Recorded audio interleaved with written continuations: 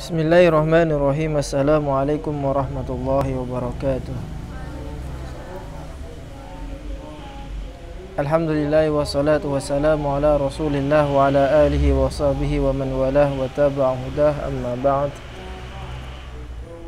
Alhamdulillah, pada malam ini kita bisa melanjutkan ngaji kitab-kitab, yaitu kitab Ta'limul Muta'allim dalam keadaan sehat walafiat.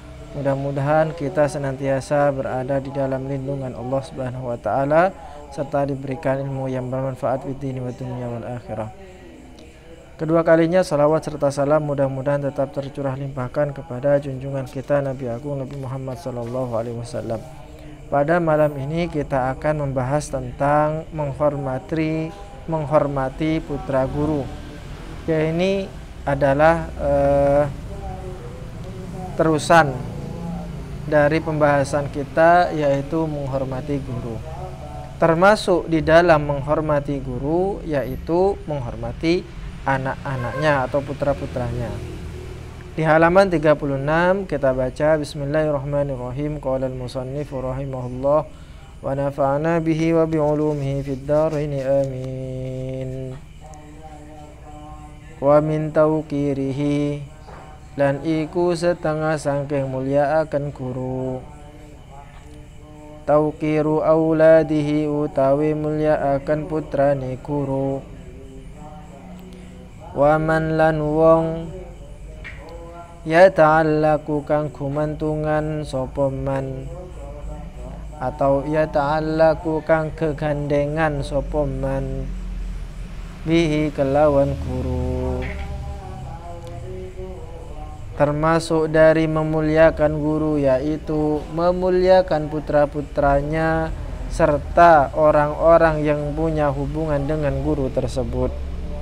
Istrinya guru, bapaknya guru, orang tuanya guru, atau siapapun itu yang mempunyai hubungan dengan guru tersebut. Wa kana ustaduna syekhul islami, wa kana lan ono sapa ustadzuna guru kita atau guru ingsun, Syekhul Islami, Syekhul Islam, Burhanuddin, Kiai Burhanuddin, Sahibul Hidayati, kang keagungan kitab Al-Hidayah, rahmatullahi alaih. Ada ustadz kita, guru kita, Syekhul Islam Burhanuddin. Kiai Burhanuddin ini merupakan pengarang dari kitab Al-Hidayah.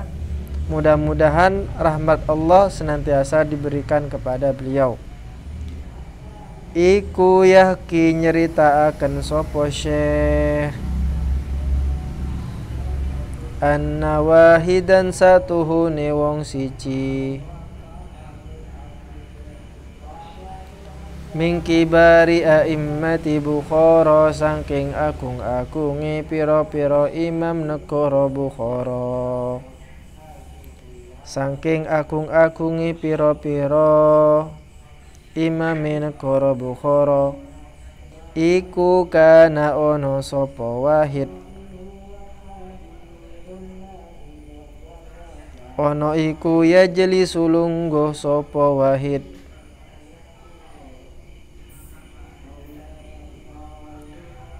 majelis ad-darsi ing panggonane pengajian.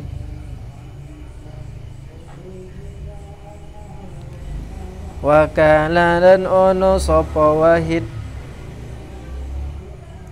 ono iku yakumu ngadeg sapa wahid,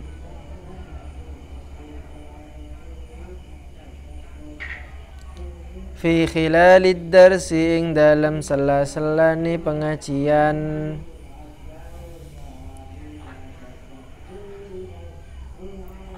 Ahyanan ing dalam pira-pira mangsa.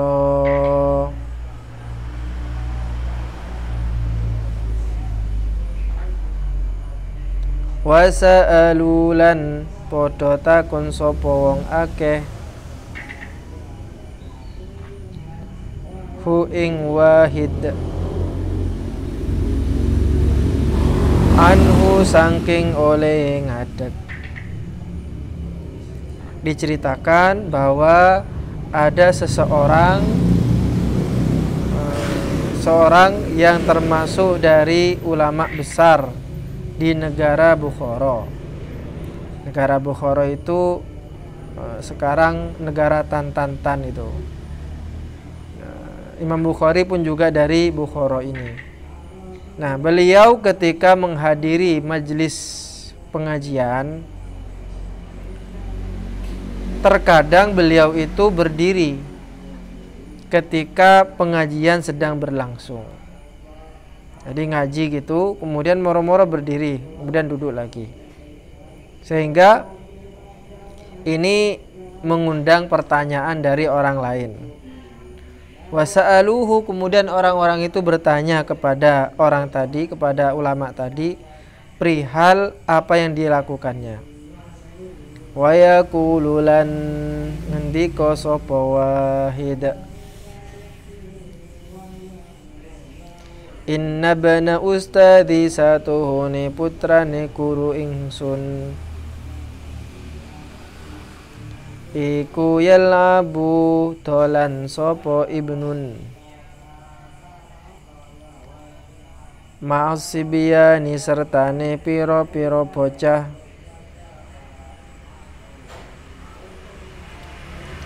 fisikati ing dalem lorong atau dalan. Fa idza ra'aitu mongko nalika weruh sapa ingsun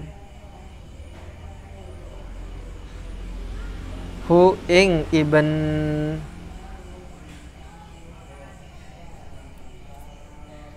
aku mongko ngadeg sapa ingsun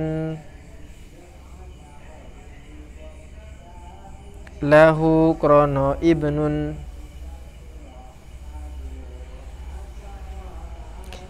ta'ziman krono ngangkungake li ustadi maring guru ingsun. Ternyata yang membuat beliau ini berdiri ketika pengajian, kemudian duduk kembali, kemudian berdiri lagi, duduk lagi, begitu seterusnya. Ternyata jawabannya ini mencengangkan orang-orang yang bertanya. Jawaban beliau adalah inna bna ustadi, sesungguhnya anak atau putra dari guruku yal'abu ma'asibyan, sedang bermain bersama anak-anak kecil yang lainnya, fisikati, di jalan. Jadi anggaplah ini di sini pengajiannya, kemudian di situ di jalan. Kemudian di jalan itu Syekh tadi melihat ada putranya gurunya, putra Syekhnya dulu itu. Sehingga kemudian beliau berdiri, aku mulahu. Saya berdiri karena melihat putranya guru saya tadi. Kenapa saya berdiri? Ta'ziman li ustadi, karena saya menghormati guru saya. Jadi intinya bahwa termasuk dari menghormati guru adalah menghormati putranya, menghormati istrinya, menghormati semua yang berkenaan dengan guru tersebut. Tentu penghormatan di sini adalah dibatasi dengan kaidah-kaidah adat yang berlaku, kaidah-kaidah adat yang berlaku. Tentu berbeda antara adat yang ada di Jawa Timur dengan yang ada di Jawa Barat, dengan yang ada di Indonesia, dengan yang ada di luar Indonesia. Tentu berbeda. Kita harus menyesuaikan. Kita lanjutkan karena hampir lama juga kita ndak ini. Wal qadi lan utawi qadi al imamu imam Fakhruddin al Arsabandi kang bangsa Arsabandi iku kana ono sapa qadi ono iku raisal a'immati dadi kepolone pira-pira imam bi Marwa ono ing negara Marwa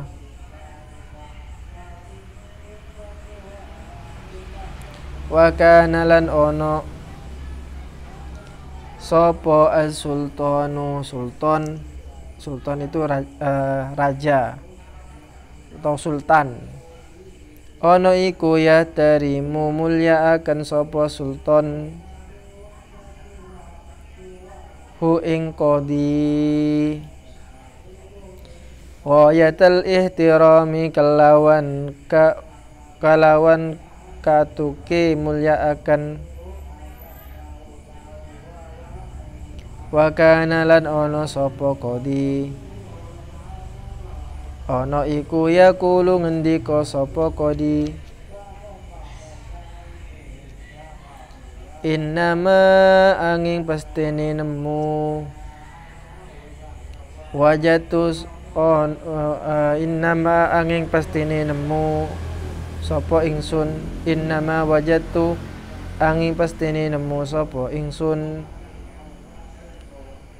hadzal mansabi ing ikilah derajat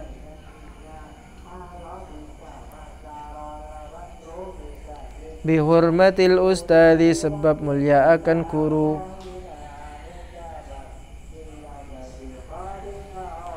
fa inni mongko satuhune ingsun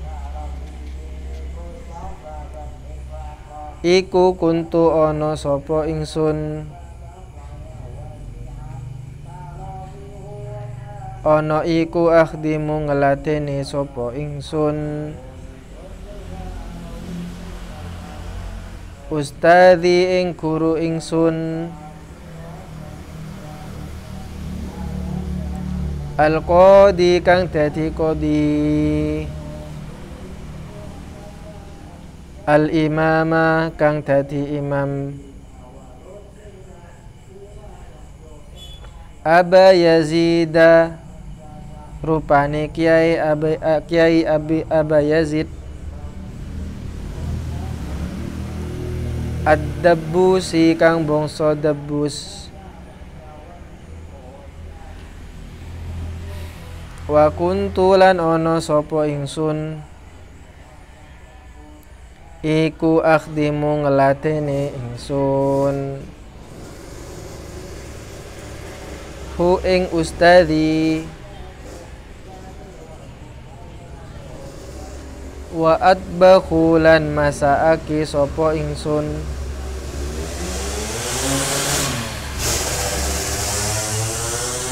ta'amahu ing daharane ustad wala akulu lan ora mangan sapa ingsun minhu saking ta'am. Kita katakan tadi bahwa salah satu menghormati guru yaitu menghormati anaknya. Di sini di dalam menghormati guru ini ternyata ada buktinya bahwa bukti orang sukses salah satunya adalah menghormati guru. Sebagaimana diceritakan oleh Al-Imam Fakhruddin Al-Arsabandi. Beliau ini sebagai seorang qadi. Apa itu qadi? Qadi itu hakim.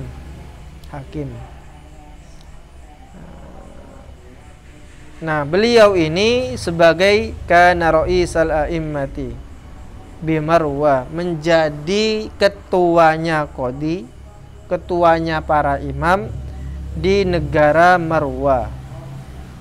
Dan spesialnya ternyata sultan ataupun raja negara Marwa itu beliau menghormati qadi Imam Fakhruddin ini dengan semulia-mulianya, begitu memuliakan sekali. Ketika ditanyakan apa rahasia beliau itu bisa sampai kepada posisi ini, maka beliau menjawab, wa kana yaqul, beliau berkata, innama wajadtu hadzal mansiba, saya mendapati posisi ini, mendapatkan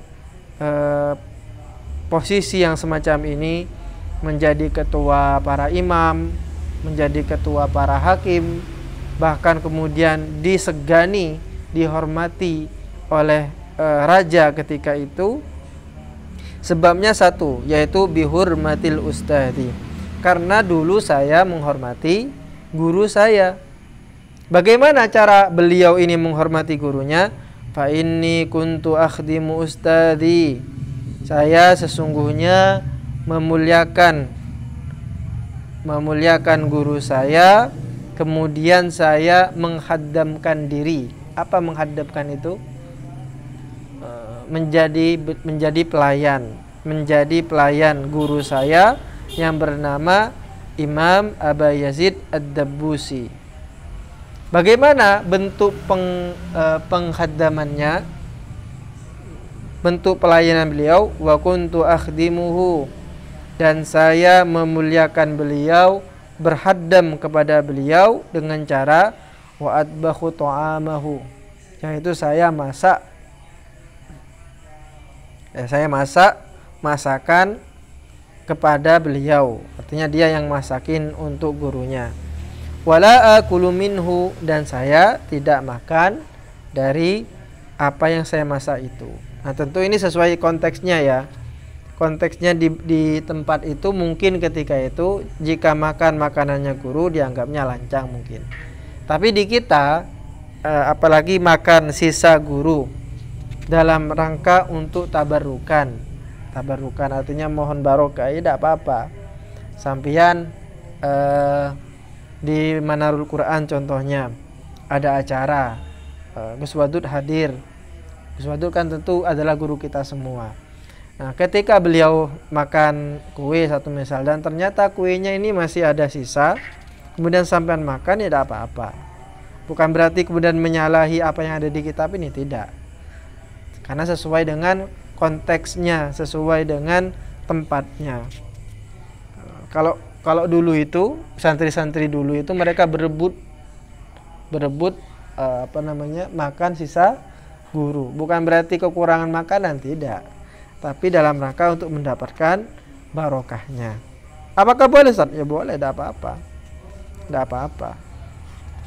Kalau dulu zaman Rasulullah SAW, antara Rasulullah dengan sahabat itu ketika Rasulullah wudhu, nah air wudhunya ini diperbutkan oleh para sahabat, diperbutkan sampai akeketa kalau dalam bahasa Madura itu, sampai akeketa gara-gara memperbutkan air wudhunya Rasulullah. Nah, kita melakukan hal itu di pesantren, di dunia pesantren dimanapun itu dalam rangka ya tabarukan untuk mendapatkan barokah. Terakhir mungkin saya ingin mempertegas kembali ketika saya jelaskan dulu di situ, tapi yang hadir tidak semuanya, hanya beberapa.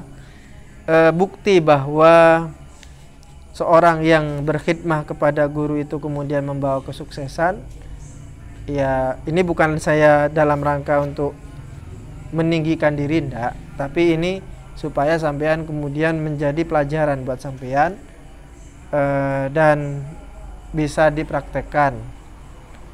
Yang saya jujur, yang saya dapatkan saat ini, sampean tahu saya ini ya anak dari seseorang yang menjual ya gorengan, sampai saat ini jual gorengan, warung di situ di Wonerjo itu jualan warung gorengan, dan bisa sampai ya menurut saya itu termasuk nikmat yang sangat luar biasa yang patut disyukuri dan juga patut dibicarakan dalam rangka supaya memotivasi. Namanya itu tahadus bin nikmah, tidak apa-apa. Tahadus bin nikmah itu tidak apa-apa, untuk memotivasi, bukan dalam rangka menyombongkan diri, meninggikan diri, tidak. Namanya tahadus bin nikmah, tidak apa-apa. Yang saya dapatkan semuanya ini mulai dari ketika saya lulus aliyah, kemudian dapat beasiswa ke Libya, dapat beasiswa ke Mesir, kemudian sampai ke keluarga di sini dan seterusnya sampai saat ini tidak terlepas dari khidmah orang tua saya kepada guru, kepada kiai. Khidmah beliau kepada kiai. Kemarin dulu kita bahas man arada ayyakuna ibnuhu aliman di halaman 35 itu. Yang bagi ayyura'il ghuraba minal fuqaha wa yukrimahum wa yu'adzimahum wa yut'imahum wa yu'tihim syai'a. Jika ingin anaknya itu alim, maka dia hendaknya memuliakan guru-gurunya, termasuk orang-orang yang ghuraba, yang asing, orang-orang fikih itu. Kenapa? Intinya singkatnya, fa illam yakun ibnuhu aliman yakunu hafidhu aliman. Jika anaknya itu kemudian tidak alim, maka cucunya yang akan alim. Begitu seterusnya. Dan itu yang saya rasakan. Yang saya rasakan bahwa apa yang saya dapatkan ini tidak terlepas dari tirakat orang tua saya di dalam memuliakan guru. Jadi orang tua saya itu sudah menghadamkan diri dengan guru itu sejak umur 7 tahun. 7 tahun itu beliau menjadi haddamnya seorang kiai di Balung, di rumah Jember itu. Dari umur 7 tahun sampai umur 20 tahun. Apa yang dilakukan? Ya membantu gurunya. Kalau gurunya sedang sedang panen jagung, dibantu. Dan sampean tahu jagung kan biasanya kita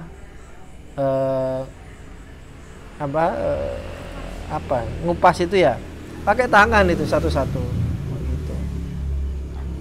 Sehari semalam, dan itu biasa sudah. Ya enggak ngaji, cuman ya itu wes kegiatannya yang dilakukan. Kegiatan yang dilakukan seperti itu, menghadamkan diri kepada guru. Kemudian setelah itu umur 20 tahun pindah ke Wonorejo. Kemudian menghadamkan diri kepada guru-guru yang ada di Wonorejo, terutama kepada Kiai Fakih Khalili. Jadi beliau menghadamkan diri selama kurang lebih 11 tahun. Dari umur 20 sampai umur 31 tahun. Sampean bayangkan, ketika itu di pondoknya Kiai Fakih itu kan rata-rata santri putri. Dan masaknya ketika itu ya masak pakai kayu itu. Pakai kayu. Dan terkadang tidak ada yang mau dimasak itu, tidak ada. Ini berdasarkan cerita bapak saya. Jadi apa yang dikerjakan? Yang dikerjakan adalah bapak saya itu ya berpikir bagaimana caranya bisa makan anak-anak santri ini. Maka apa yang bisa dijual di ladang kiai itu maka dijual. Ada pisang. Tentu itu atas perintah dari kiai tentunya.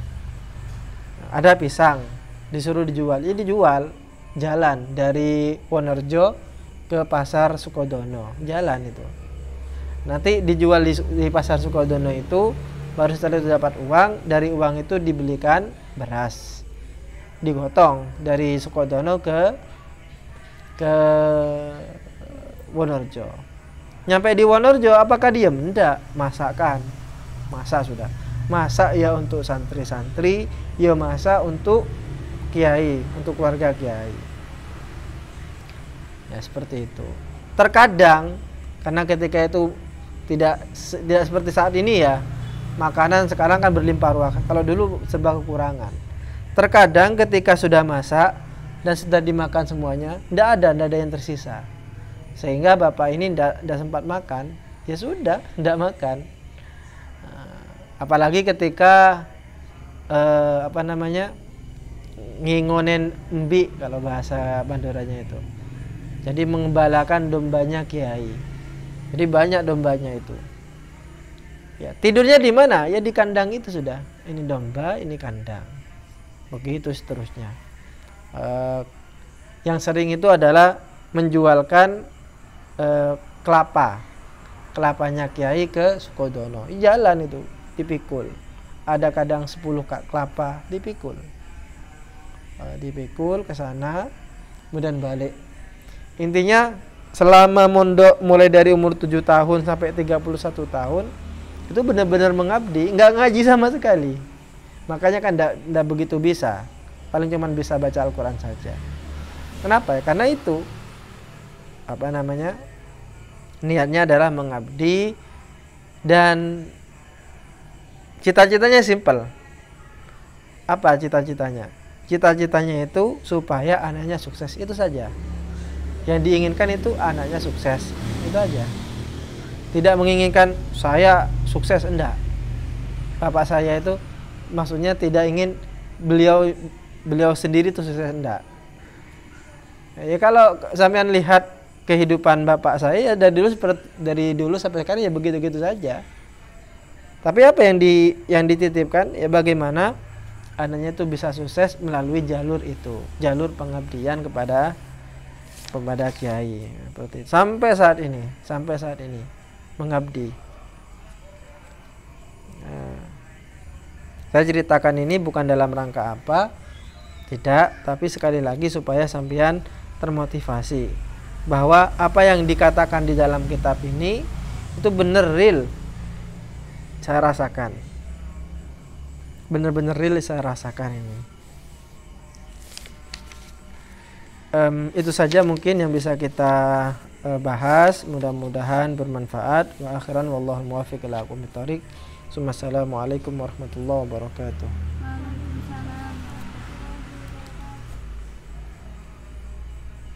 Ngantuk.